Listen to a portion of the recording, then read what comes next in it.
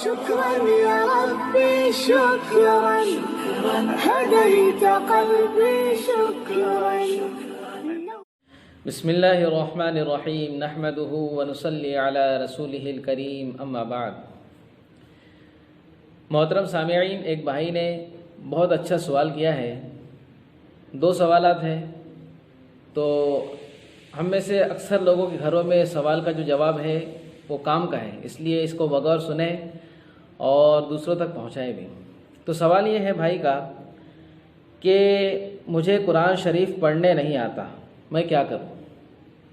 اسی طرح اور ایک سوال انہوں نے ساتھ میں جوڑا ہے کہ کوئی ان کے رشتہ دار ہے، بوڑھی عورت ہے، ان کو قرآن شریف پڑھنے تو آتا تھا مگر ابھی نظروں نے ساتھ چھوڑ دیا، یعنی ان کو دکھائی نہیں دیتا، اور دکھائی نہ دینے کی وجہ سے وہ رمضان میں ہونے کے باوجود اور اتنا مبارک مہینہ ہے، آخری عشرہ چل رہا ہے، قرآن شریف نہ پڑھنے کی وجہ سے بڑی رنجیدہ رہتی ہے، بڑے افسوس کرتی ہے کہ اگر مجھے میری آنکھ ساتھ دیتی تو میں قرآن مجید کو خوب پڑھتی.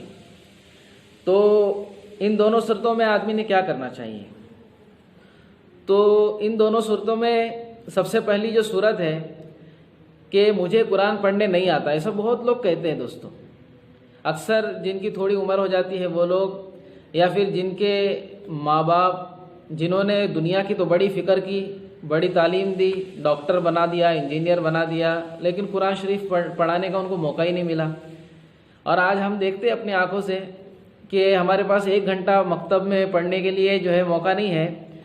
ٹیوشن 2 بار بھیج سکتے ہیں، اسکول پورا دن بھیج سکتے ہیں، ایکسٹرا کلاسز بھیج سکتے ہیں، لیکن 1 گھنٹہ اگر قرآن شریف پڑھنے کا کہا جائے تو بولے موقع نہیں ہے. اور اکثر ایسا دیکھا جاتا ہے کہ ایگزام چلتے رہتے بچوں کے، تو ماں باپ اپنے بچوں کی درخواست کرتے ہیں مولانا سے، مولانا یہ 1 مہینہ نہیں آئیں گے، کیوں؟ کیونکہ اس کے ایگزام چل رہے ہیں.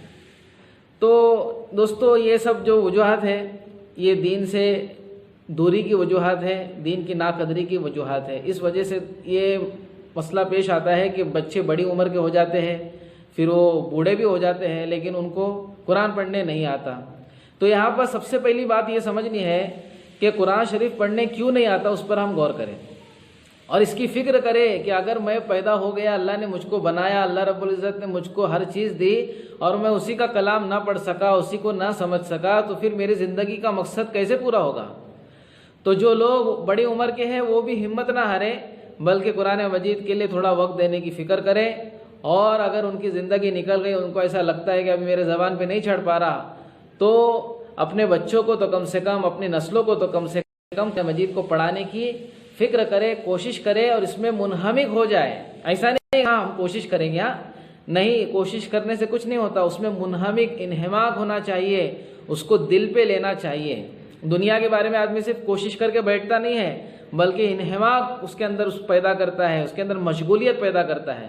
لہٰذا صرف ایسا بول کر کہ میرے کو نہیں پڑھنے آتا، آدمی اللہ کی جو ہے نا اس سے چھوٹے گا نہیں، بلکہ اس کو اس کی کوشش کرنا پڑے گا. ایک بات تو یہ. لیکن ابھی سمجھو ہو ہی گیا، عمر نکل ہی گئی، اب نہیں پڑھنے جم رہا، تو کیا کریں؟ تو دوستو نہیں پڑھنے جم رہا، اب افسوس ہو رہا ہے، تو کم سے کم وضو کرے، قرآن مجید کو ہاتھ میں لے، قرآن مجید کو محبت کی نگاہ سے دیکھے. پڑھنے نہیں آ رہا اس کو، ایک ایک لائن کو اس کو دیکھتے رہے، اس کو چھوئے وضو کی حالت میں، اور ایک افسوس کے ساتھ کہ اللہ تیرا کلام ہے، تو نے نازل کیا، دنیا کی خیر اور برکت اس میں رکھ دیا، آخرت کے تمام مسائل کا حل رکھ دیا، قیامت تک کے جتنے مسائل آنے والے سب کا اس میں حل رکھا ہے، لیکن میری کمزوری کی وجہ سے میں پڑھ نہیں سکا، اس کو سمجھ نہیں سکا، مجھے معاف کر دے. اور اس طرح سے دن میں کم سے کم آدھا گھنٹہ، پونا گھنٹہ قرآن مجید کو دیکھتا رہے. انشاءاللہ پڑھنے پر جتنا ثواب اس کو ملتا تھا اس سے زیادہ انشاءاللہ ملے گا. ایک محبت پیدا کرے اپنے دل میں. اسی طرح دوسرا جو سوال بھائی نے پوچھا ہے کہ ایک بوڑھی عورت ہے، نظریں ساتھ نہیں دے رہی، تو کیا کرے؟ تو اس کے لیے بھی یہی ہے کہ وہ کم سے کم ہاتھ میں لے قرآن مجید کو، اس پر ہاتھ پھیرے، اور جو وقت بچتا ہے اس میں پڑھے سبحان اللہ والحمد للہ ولا الہ الا اللہ واللہ اکبر ولا حول ولا قوۃ الا باللہ العلی العظیم. یہ پڑھے، استغفار پڑھے، استغفر اللہ ربی من کل ذنب واتوب الیہ.